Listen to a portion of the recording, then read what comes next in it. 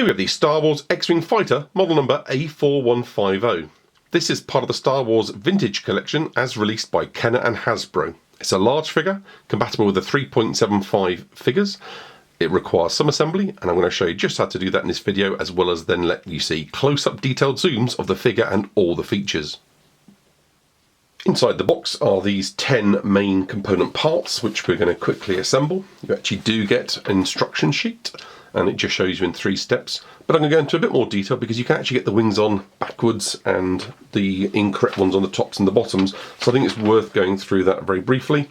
And on the other side, you've also got, which I'll go through as well, all the main function features of this toy.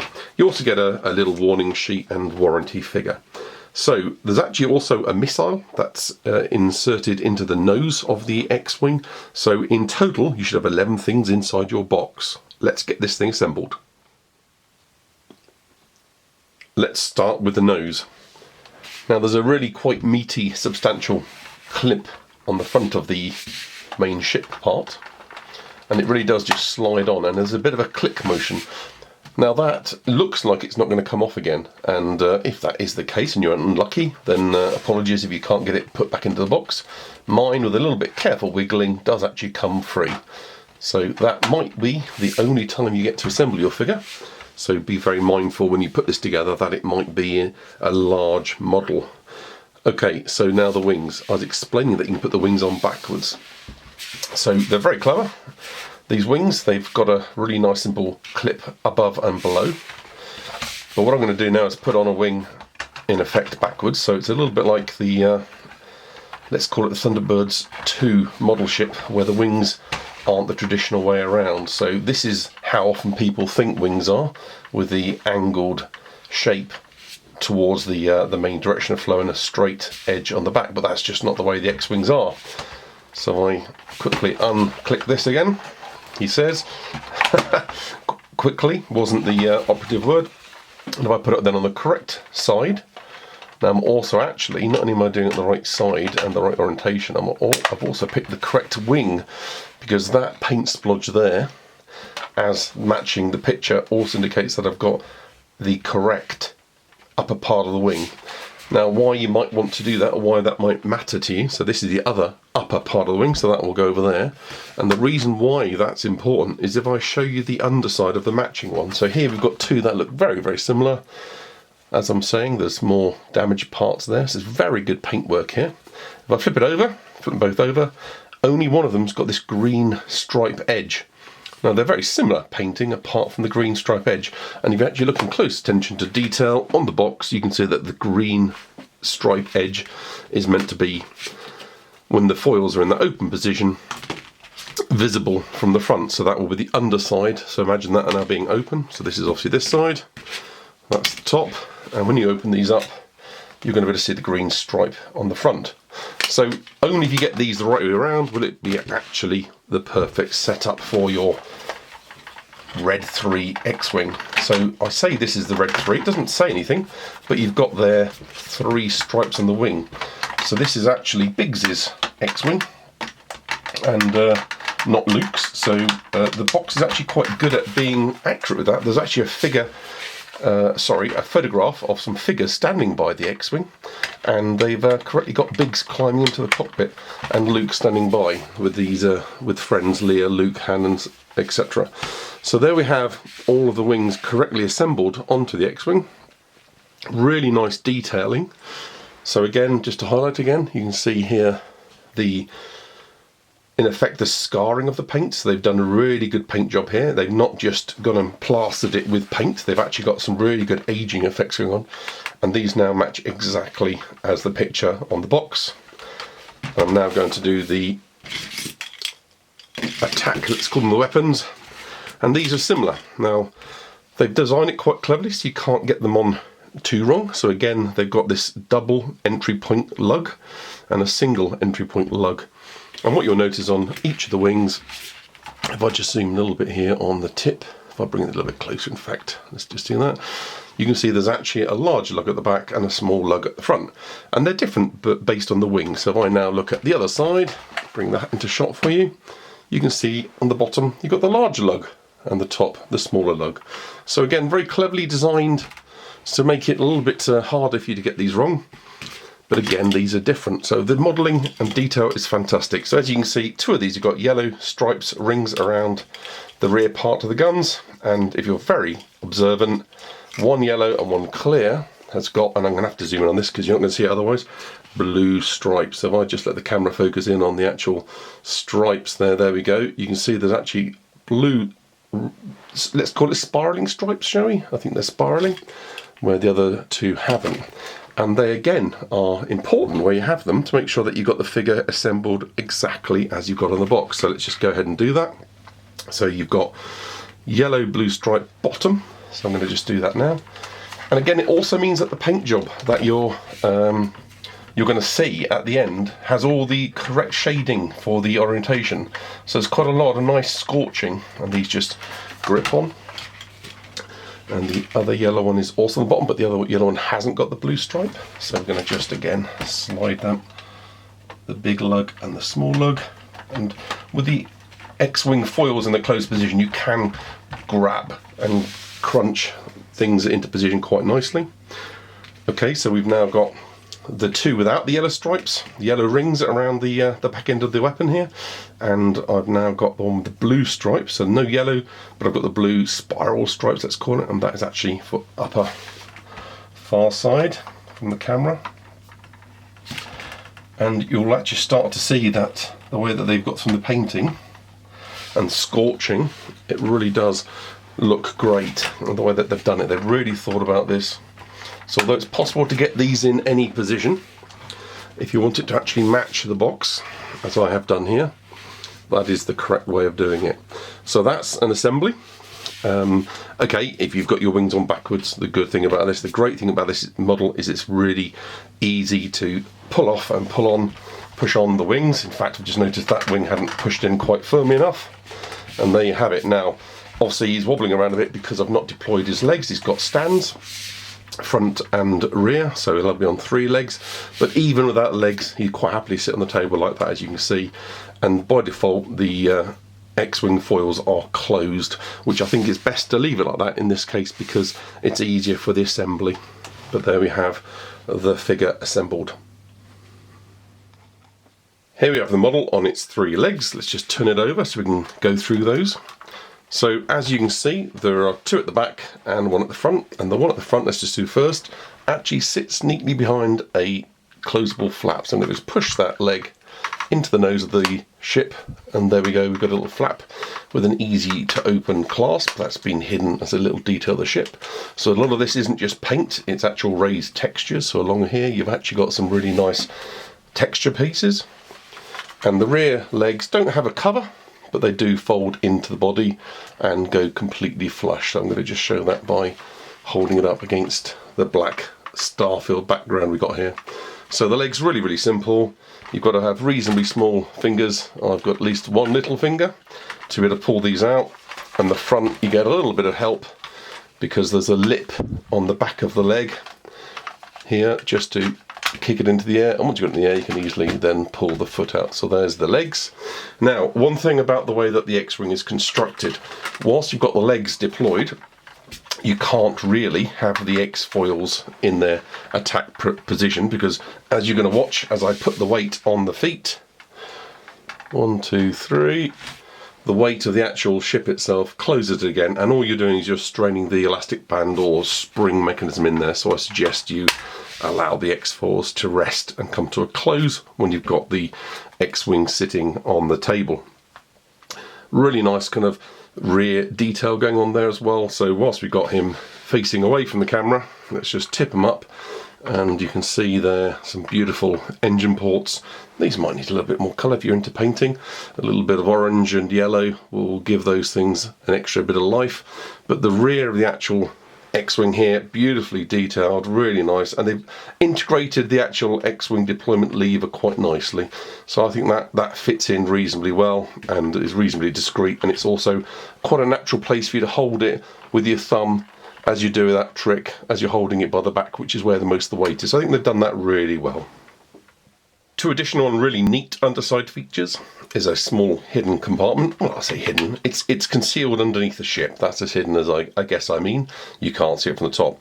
And in there you can put spare blasters or toolkits or anything else you think that an X-Wing pilot might just need if it crashes onto some sort of swampy planet maybe. And at the front here, you can sort of see it. It's not particularly well hidden, but you've got a torpedo bay that swishes around, so I just push it the right way. You've then got yourself a launch missile torpedo tube, so the images look like you've got a few torpedoes in there, but you've actually got one spring-loaded. I'm just going to fire it onto my nail by the little plastic rear catch button there. There is the rather large grey torpedo, really nice. Click it into spring, and as you can see, fits in quite neatly into the ship, so you actually get to have it ready, loaded to fire, and really nice kind of switch over motion there. I really like that. That's a nice little attachment and gives this a kind of really nice kind of play feature. Let's take a look at the Mechadroid compartment. So just behind the cockpit, and I've got the light now angled in such a way that it should be able to see in there. You've actually got some really nice detailing even in the compartment. So absolutely it's R2 or Mechadroid shaped. You've got to be a little bit careful of the size of your figure, because down there's actually two plastic, one to the left, one to the right, lips that your Mechadroid feet might get stuck in. So don't be tempted to shove an R2 unit that's a little bit too big in there. I don't think it'll come out so easily. I'm just going to drop in the old Kenner R2 I've got, and as you can see, comfortable, easy fit, so you get an idea of scale. So this one's actually rattling around a little bit. Certainly won't fall out with normal flight unless this guy does a loop-the-loop. But you can absolutely see that a larger, more modern R2 unit and some of the bulkier, featureful R2 units might take up all that space. Okay, now let's look at the beautiful cockpit. All of these windows are plastic inserts, including the rear view, let's call it, the rear view and side rear vision windows. Let's just flick that open. Beautiful little simple hinge. Just opens about the right amount. And inside the cockpit itself, some amazing details. So I'm actually going to zoom in here. Let's get the camera to focus before we go too far. So you can see a really nice simple seat arrangement with some sort of, let's say, black padded leather cushioning. You've got some pipework going on in there, and you've actually got a lot of electrical panels on the sides, which are just sticker decals, but it's a really nice kind of detail that you just don't get to see unless you're really in close like this. Now you can see there the kind of flight stick or joystick of the main ship. Now this whole front light grey compartment flips out, and it flips out to help you get your figures in and out, which makes a lot of sense, especially as some of the figures haven't got such articulated legs. Certainly the old Luke that I'm going to slot in there in a moment hasn't got that kind of detail, hasn't got that kind of mobility. And you've got one extra really nice thing just over to the left of where the left shoulder of where the pilot would sit is a pull-outable targeting computer. So that just pulls it out, and then of course I can twist it into position. So for those pilots that need targeting computer assistance when shooting at Death Stars and the like, there you have the targeting computer, which again, with the right size model, right size figures, you can absolutely get that over the shoulder of the figure and in front of the face of your fighter. Now the cockpit that I removed is just on a cord. It's really very nice. I like the fact you can't lose it. You can't see it's on a cord in play, but it's got a lot of detail on there as well. Buttons and dials and a screen, etc. But that really does enable you to get your figure in and out very simply. I think that's a really good key design there. Okay, let's talk scale and dimensions. The figure in total length from nose to tail is 20 inches or 51 centimetres. It's 5 inches tall, about 12 centimetres, and wing point to wing point it's about 18.5 inches or 47 centimetres. So I've added to the table an old Kenner Luke Skywalker and R2-D2 figure, and I mean they're old. Not quite as old as me, but they're pretty old. Now, Luke himself stands 3.75 inches tall, which is pretty standard for this type of range. So he's the kind of scale that we've had and known all our lives, and the Kenner Hasbro continue that on, and 3.75 is pretty much the scale of the figures. However, you're going to find not all figures will fit, because some of the figures are a little bit heroic scale, let's call it, and they get a bit bulkier, etc. But these old figures will absolutely fit inside, and I can quickly drop R2 down now. And he's a little bit short of anything, but he's certainly safe inside the Mechadroid receptacle area on the back. Now, I say this is a toy because it has got some play features, including a launchable missile, and yes, the scale isn't actually perfect reproduction quality, so the nose of the X-Wing, if you know your X-Wings, they're a bit longer than that, so it's slightly stumpy as a snout. But it's actually really good. It feels about right. It's certainly in the right league of the best style toy stroke model X-Wings you're going to get for the 3.75 range. I haven't got the R2Q2, that's meant to be in the back of there, nor have I got Biggs for this video. So it's meant to be Biggs Darklighter's Red 3, as I've said. And I really like the fact that all of these X-Wing figures, the vehicles are all different. So the scoring, the paint jobs, they're just different up. They've actually painted this exactly how Red 3 looked. When I say exactly, really good attention to detail. So this has got kind of model quality aspects. And although there's some playabilities in terms of it being a toy and it's robust and sturdy, I really can't really say whether this is a toy or a model. Certainly if you're collecting this because you've got some of the figures, I don't blame you. And if you're playing with it because you're having great fun, flying this around in your hands, around the sky, around the bedroom, good on you, because that's exactly what this can do. This is a real hybrid, high quality toy that touches into the model territory. If you're an X-Wing collector, you will not be disappointed with this Red 3. Okay, Luke's inside now. Now, because he's a stiff jointed older model, I can't actually get his blaster right hand onto the actual flight stick, but his left hand quite conveniently rests on this little nodule that they've got on the actual cockpit dashboard fighter part. So I'm now going to just shut the old lid down, and absolutely that's beautiful. So you can still see the figure. Really does work very well. Absolutely finishes off the model. So even though I haven't got Biggs inside here, as should be, just getting yourself a pilot, a good X-Wing pilot in orange flight gear with the right helmet and an R2 unit or a mech droid for the mechanoid pit, I think would really finish off the model perfectly. And I think that's the only thing that you need to add to finish off the colour and to complete the figure and the model itself. Now, the actual hatch itself doesn't actually quite click down. Now, mine seems to fit better on one side than the other, so you might find something similar. It feels, whenever I press down on my hatch, that there's actually a part here, part of the kind of cockpit area, that actually is preventing it from shutting. So possibly the mould on this is a little bit high or didn't get finished off, and I might end up having to modify that a little bit myself just to get that kind of perfect feel. Again, whilst we're nicely close up and zoomed in on the front, you can see the fact that the engines are really well detailed again, and they've got the right kind of shapes going on here for the actual intake areas. And again, tops, bottoms are different, so really nice detail all over. Regularly, I'm seeing new details that I've missed, little flashes of detail, little raised bits of plastic and detailing where I thought it was just paint, and I find out that actually no, it's actually raised, and again, a bit more detail continues through the craft, so very, very happy. Regarding the quality of the paint, the only area I had any flecks of paint was around the very nose here. I had a little bit of yellow overlapping onto the grey here, and I managed to scratch it off with my nail, so really no big deal at all. So very, very simple to deal with. Really no qualms at all about this. I can heartily recommend it. It's a beautiful little detail, and all I now need to do is to fly this around the room a few times to finish it off. But with all the scorching and paintwork and coloration, I can only say that I'm really pleased to have one of these large scale X-Wing fighters.